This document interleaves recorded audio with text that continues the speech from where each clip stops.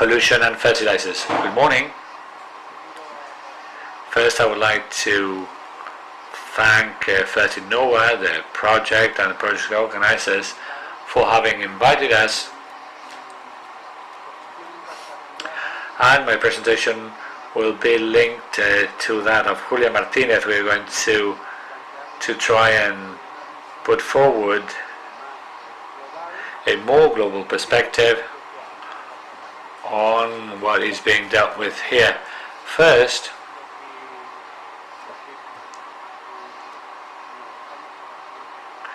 maybe we can switch to the next slide.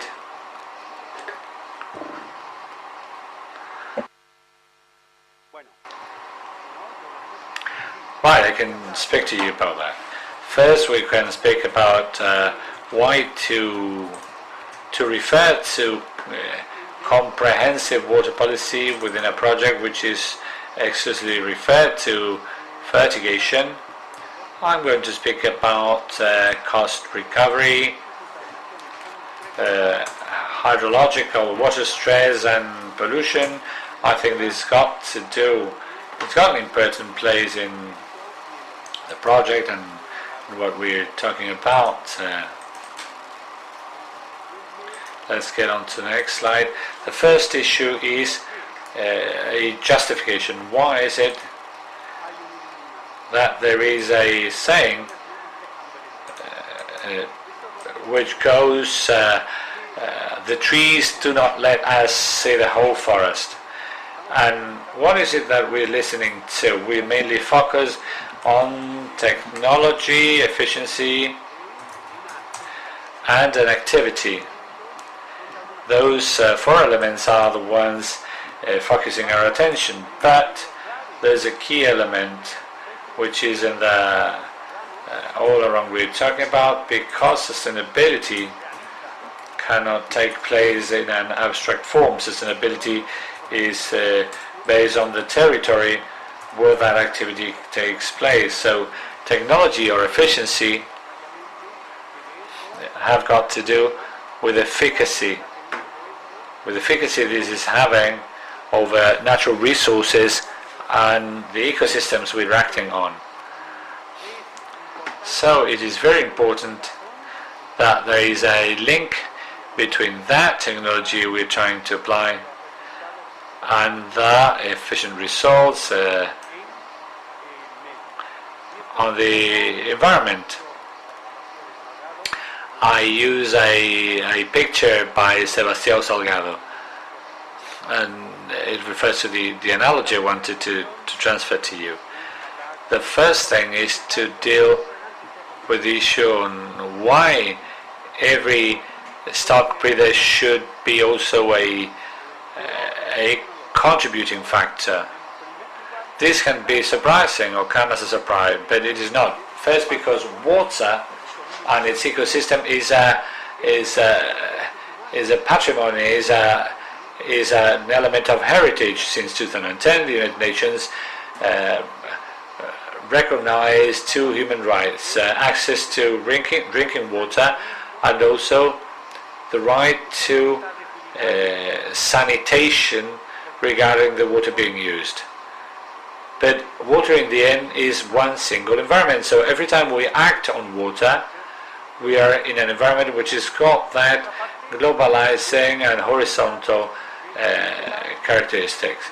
It is also a vulnerable element which at the same time is indispensable for life. So our activity, farming, is linked to this environment. We just many users of it. So the whole of the ecosystem, all our society depends on that medium. So it is important that everyone who uses that medium shares our responsibility. So public administration has got to manage the use of water and the sustainability of the ecosystems where water is present. So we have the means, the resource, which is not just a financial input. Then we have a government with a series of duties and a series of users, ourselves, the farmers or irrigators or cities which have the responsibility to contribute to that control being made. What is it that we have listened so far, especially on the part of promoters or users? The fact that the market demands, has a series of demands. Josefina has told us that the government is also places demands on the table. But you've got to see that when we speak about the market, we're talking about consumers. When we speak about the government, we're talking about the government and the authorities which are subject to voting. So community, society in the end is demanding more of the government. So it is not that much what the market wants, but what consumers with their awareness are asking for. And this is very important, because if we want to be ahead of all this, if the farming sector or the intense agriculture wants to become adapted with technology, cannot lose sight or should not lose sight of the awareness of society, and should not lose sight of the fact that in the end will be a stern, become a stern demand. So we cannot just focus on being efficient on our plot or being efficient in our single, individual, isolated activity. We've got to take into account what's happening with the environment I'm in the dimension I'm in. Is my activity efficient in terms of, or if we speak about the reduction of pollution, if we are not related to that and are just focusing on technology, we will lose sight of the final objective of being ahead of the problems which are coming.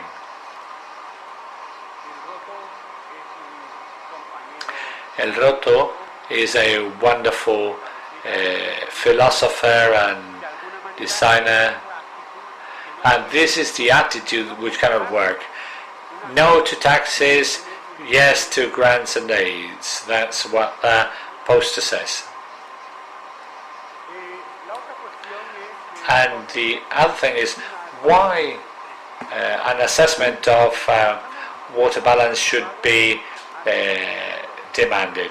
We're very much concerned, and we are trying to be efficient in consumption, in the direction of consumption. But what is it happening in the Mediterranean?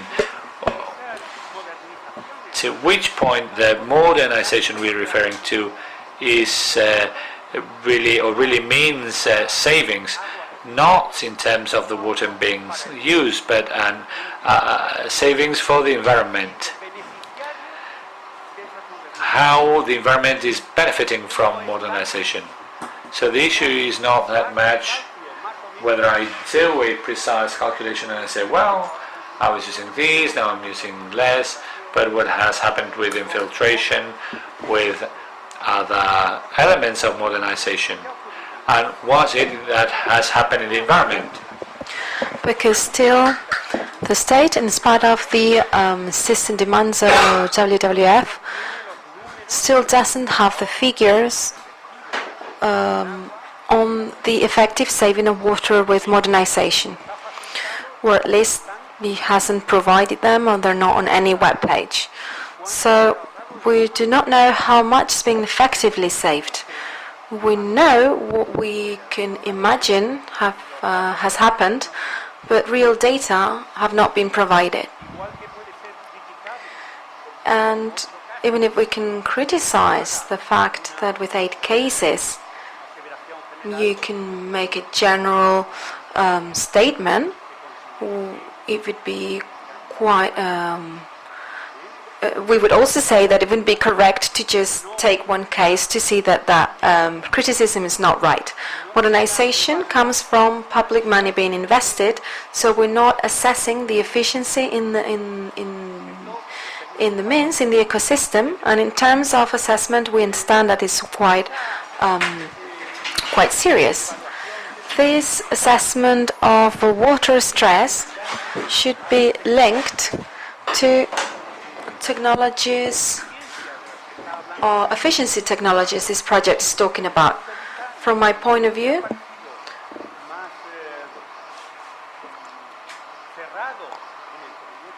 what I thought was most confined in the project is that there is not this thinking on how are we measuring that really that efficient we're going to achieve will be enough, and it will be the means through which we can benefit from so many things. Because if we only think about efficiency as an internal process, we are getting ourselves separated from results, and the result of this could be that we are killing the ecosystem in a very efficient way, because it is not about efficiency itself, but efficiency for it to be also useful in the general system. So that co-responsibility is something that in that sense should be obliged and should come as a must with all public aid. It all should link to the achieving of goals, and the main goal is not to have an additional deterioration. It's in number 1 and 4 of the framework directive, and we are not achieving that. That is a very important part of how we have to face it, because climate change, about which we talk about in very general terms, this has meant a real change in availability. And this is going to be more and more present with the time. Again, El Roto here to offer a vision, a more philosophical vision.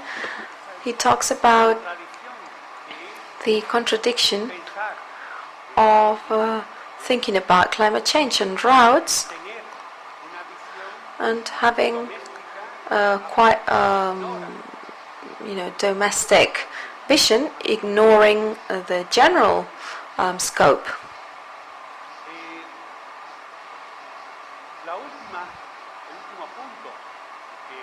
The last point, which is somehow linked to Julia Martinez's presentation, is the matter of intensive farming and pollution. Nitrates, pollution. Well, Josefina showed us what happened in 2008 and how since then, that coincided with the economic crisis, and we shouldn't forget that. It is not only the fact that these fertilizers are not bought, but also there was a very significant economic crisis. That economic crisis, if we have a look at the general diagram, I haven't brought it, but maybe we can offer it throughout today.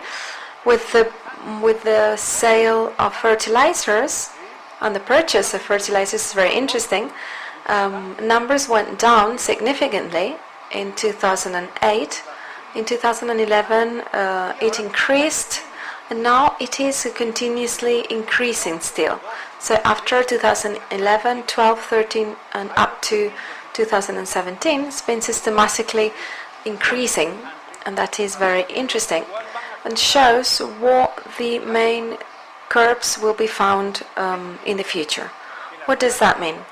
It means that practices, or good practices, are essential and interesting. We need to reinforce them, but they're not enough. They're not enough because we are talking about an element which at the level of ecosystem is very important, and we cannot concentrate on what we're doing, but we have to concentrate on the effect of what we're doing. And that key we find with disasters like Josefina mentioned, the map, and Frances was commenting on it, the map is growing, the map on the areas of which are more at risk of nitrates pollution, and it's been doing so systematically.